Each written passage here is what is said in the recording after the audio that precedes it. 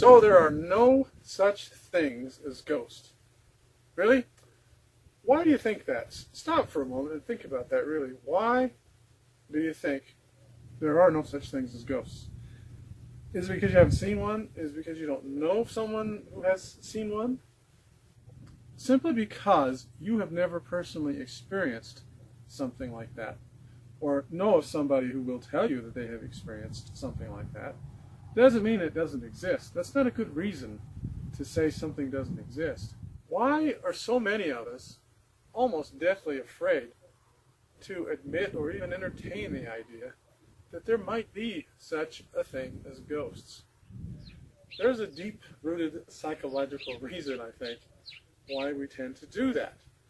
And if there are such things as ghosts, exactly who and what are they? Why are they here? What did they do? What are they doing here? Now, sometimes ghosts are harmless. Sometimes they're as curious about you as you might be about them. And sometimes they're not. Sometimes ghosts, some varieties of them, are out to do you harm. Well, do you want to find out that there really is such a thing as ghosts the hard way?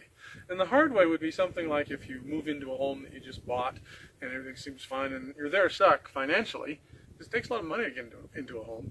And then you find out, there's something wrong here. There's things going on here. And ghosts can do a lot of things to you. It's not just noises in the night and things like that. They can affect you psychologically, and they can do things to you. Or they can just be curious, and that's all there is. But do you want to get into a situation like that and wonder how you got there and still disbelieve what's going on around you? I've written a book where this happened to me when I was about 10 years old. We moved into a place, and it turned out to be haunted. And it's quite an extensive what happens to you kind of an expose, and what they can do and what they can't do. I have an unusual approach to this because when we moved in, I found out my mother was a psychic, and she understood a lot of this stuff.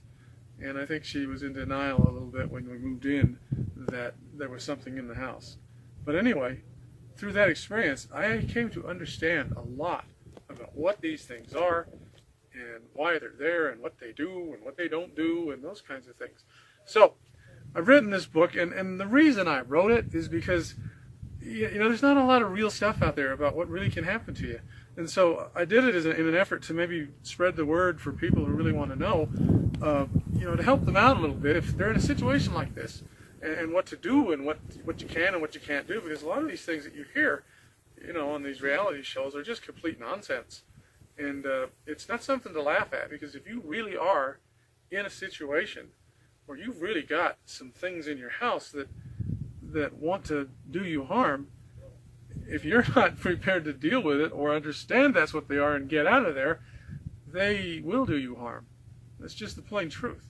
So, if you want to learn how these things work, or a little bit more about it anyway, at least get an idea of what you're dealing with, buy my book, and you'll get some insight as to what happened to us and why it happened.